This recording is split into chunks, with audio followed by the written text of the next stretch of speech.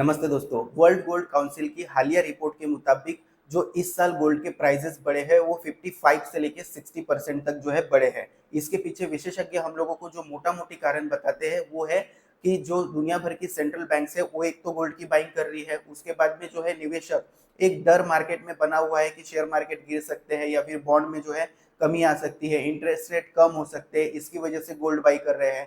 लेकिन सबसे बड़ा कारण जो है अगर मुझे कोई लगता है तो वो लगता है जो रिजर्व बैंक है दुनिया भर के, वो जो है गोल्ड की बाइंग जो है अपने पास में सेंट्रल बैंक जो है बहुत ज्यादा मात्रा में कर रहे हैं।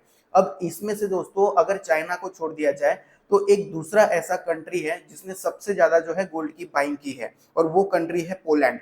और उसने 2023 में लगभग 130 टन, 2024 में लगभग 90 टन और 2025 में 67 से 68 टन अब तक जो है गोल्ड की बाइंग की है। एक्चुअल आंकड़ा अभी तक आया नहीं है। तो ऐसा क्यों है दोस्तों कि पोलैंड जो है बहुत अग्रेसिवली जो है गोल्ड की बाइंग कर रहा है। आगे उसके टारगेट क्या है कि वो कितना गोल्ड अपने पास में रखेगा और इसके पीछे क्या कारण है कि पोलैंड बहुत ज्यादा मात्रा में जो है गोल्ड बाई कर रहा है, जिसकी वजह से हम लोगों को गोल्ड के प्राइसेस में बहुत ज्यादा जो है बढ़त दिखाई देती है। तो आइए इस वीडियो को शुरू करते हैं और आपको सबसे पहले मैं पोलैंड के बारे में एक छोटी सी जो है हिस्ट्री ब्रीफ में समझा देना चाहता हूँ कि पोलैंड क्यों इतनी अग्रेसिवली जो है गोल्ड की बाइंग कर रहा है। तो दोस्तों इसके लिए हम लोगों को जाना पड़ेगा 1683 के दौर के आसपास। उस समय जो है जो मिडिल ईस्ट था और इसके साथ में यूरोप था, वहां पे लगभग लगभग दो तीन जो है बड़े एम्पायर हुआ करते थे। जो क्रिश्चियनिटी को फॉलो करते थे वो एम्पायर हुआ करते थे रोमन एम्पायर, उसके बाद में होली रोमन एम्पायर, उसके बाद में जो है हैब्सबर्ग करके एक एम्पायर हुआ करता था वो। अब ये जो तीनों एम्पायर थे ये कहीं ना कहीं जो है उस समय पर कमजोर हो रहे थे या फिर अपनी अच्छी स्थिति में भी थे, तो उतने अच्छी स्थिति में नहीं थे जितनी अच्छी स्थिति में जो है जो मुस्लिम एम्पायर था, ऑटोमन एम्पायर, जो मिडिल ईस्ट का एम्पायर था वो था।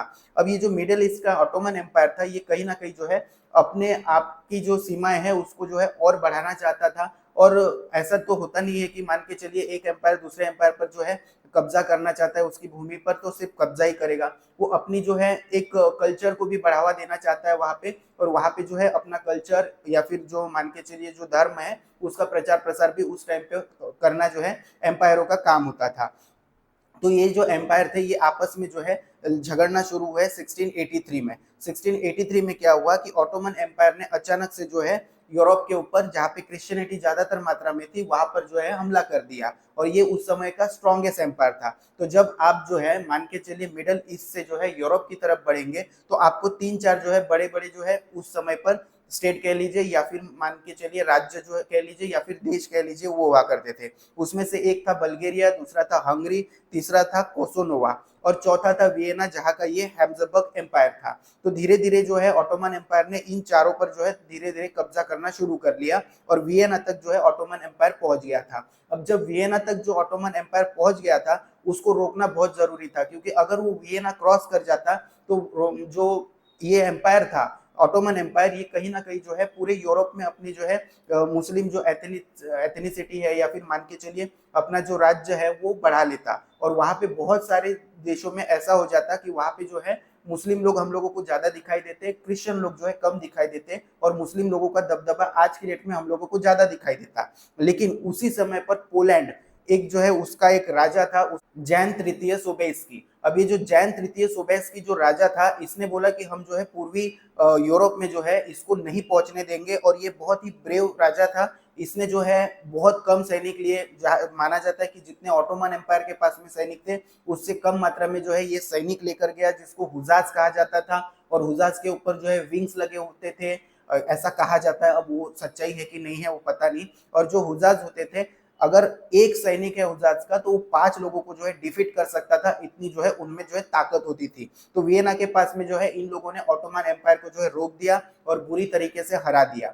लेकिन ये होने के बाद में जो पोलैंड का राजा था इसको फ्रांस, जर्मनी, यूके, इटली, ये जो वेस्टर्न यूरोपियन जो कंट्रीज थी उनसे जो है सपोर्ट मिलना चाहिए था, लेकिन ऐसा कुछ सपोर्ट उसको मिला नहीं।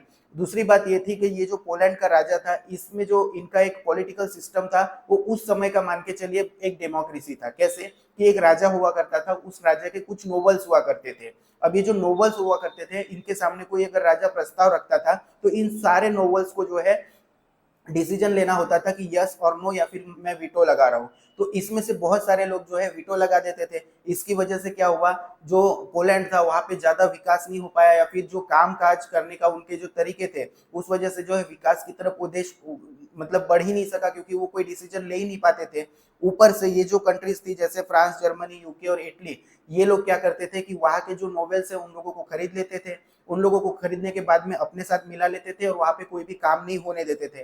तो अंदर ही अंदर ये जो सिस्टम है ये वीक हो रहा था। उसी के साथ साथ पोलैंड जो था बहुत उदारवादी था कि उसके यहाँ कोई जूस आ गए या कोई आर्टिस्ट आ गए तो वो अपने पास में उन लोगों को रख लेता था, तो उन्हीं में से कोई ना कोई एक जो है आगे चल के नोबल बन जाता था। तो ये सारी जो है क्रम जो है दोस्तों चलते रहे। तो ये होने के बाद में भी जो है पोलैंड को एक बहुत अच्छा जो है मिलना चाहिए था कि पोलैंड ने जो है वेस्टर्न यूरोप को बचाया या फिर यूरोप को बचाया, ऐसा कुछ हुआ नहीं। इसके बाद में दोस्तों जर्मनी, रशिया और ऑस्ट्रिया, इन तीनों ने मिलकर 1772, 1793 और 1795 को जो है आपस में पोलैंड को बांट लिया। आपस में पोलैंड को बांट लिया मतलब पोलैंड का अस्तित्व ही खत्म कर दिया। इन तीनों देशों ने जो है पूरे पोलैंड पर कब्जा कर लिया। और 1795 के बाद में दोस्तों पोलैंड दुनिया की नक्शे से गायब हो गया और 123 सालों के लिए गायब हुआ दोस्तों। फिर दोस्तों दौर आता है कि 123 सालों के बाद में वर्ल्ड वॉर वन होता है, और वर्ल्ड वॉर वन के दौरान जो है बहुत सारा इकोनॉमिक लॉस हो गया था और बहुत सारी चीजें हो गई थी। तो अमेरिका की मदद से कह लीजिए या और किसी की मदद से जो है पोलैंड को नवंबर 11 1918 में जो है आजादी मिली। अब नवंबर 11 1918 में आजादी मिलने के बाद में ये आजादी एक नाम मात्र ही थी। क्यों? क्योंकि वहां के जो पोलैंड में जो है ना कोई मिलिट्री थी, ना फिर कोई मतलब इकोनॉमी थी उनकी, तो उन लोग ऐसे ही सरवाइव कर रहे थे। उसके बाद में जो है वर्ल्ड वॉर टू भी हो गया। तो वर्ल्ड वॉर टू में देखिए रशिया और जर्मनी अलग अलग पाले में जो है युद्ध कर रहे थे। आप लोगों ने सुना ही होगा कि एक अलग ताकत थी, दूसरी अलग ताकत थी, दोनों मिलके जो है लड़ रहे थे देशों का ग्रुप बनाकर। तो ये दोनों अलग अलग पाले में थे, लेकिन इन्होंने बैकएंड में एक जो है ट्रीटी साइन कर ली और पोलैंड को जो है थोड़ा सा अपनी जगह से खसकने को कह दिया। इन द सेंस ये मान के चलिए आज तक दुनिया में ऐसा नहीं हुआ है कि किसी देश को जो है उठाकर यहाँ से दूसरी जगह बैठा दिया हो, लेकिन पोलैंड के साथ में ऐसा हुआ। इसके बाद में दोस्तों पोलैंड आजादी के बाद में भी आजादी फील नहीं कर रहा था, क्योंकि वहां पे जो है एक तरीके से कम्युनिज्म ही चल रहा था। वहां पे जो पपेट गवर्नमेंट थी वो जो है रशिया की ही पपेट गवर्नमेंट थी, यानी कि यूएसएसआर उस टाइम पे था जो था उसकी गवर्नमेंट थी। ये सिलसिला दोस्तों 1989 तक चला, जब तक यूएसएसआर टूट के अलग नहीं हुआ। और 1990 में जो है अगर अच्छे और असली मायने में देखा जाए तो पोलैंड को जो है इंडिपेंडेंस मिली और फिर उसके बाद में जो है वहां पे डेमोक्रेसी आई। अब दोस्तों इसका इन सारी चीजों का जो है पोलैंड से क्या लेना देना है? तो दोस्तों अब जो है यूरोप हम लोगों को कहीं ना कहीं जो है बढ़ता हुआ दिखाई दे रहा है। इधर से फ्रांस जो है अलग है, उधर इटली अलग अपनी तरीके से चल रहा है। इसके बाद में ये पोलैंड है, ये बोल रहा है अब तुम लोग जाओ भाड़ में, मैं किसी की नहीं सुनूंगा, मैं अपने हिसाब से चलूंगा। तो इस वजह से जो है पोलैंड लगातार अपने पास में जो है गोल्ड बाई करके रख रहा है, और इसी वजह से हम लोगों को गोल्ड के प्राइसेस लगातार बढ़ते हुए भी नजर आ रहे हैं।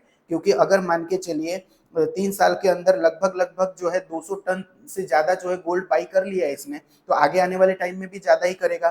तो अब आज की डेट में जो पोलैंड के पास में गोल्ड का जो रिजर्व है वो 515 टन के आसपास जो है माना जाता है। उसका जो फॉरेक्स का रिजर्व है उसका 22 से 24% ये होता है, और इसको बढ़ाकर जो है 30% तक ले जाने की जो है पोलैंड बात कर रहा है। पोलैंड का अभी जो फॉरेक्स रिजर्व है 264 बिलियन डॉलर है, और ये जो है 1.04 ट्रिलियन डॉलर की जो है इकोनॉमी है। तो कहीं ना कहीं जो है अब पोलैंड अपने गोल्ड के रिजर्व को 700 टन तक ले जाने की जो है बात कर रहा है, और आज की डेट में ये बात हो रही है।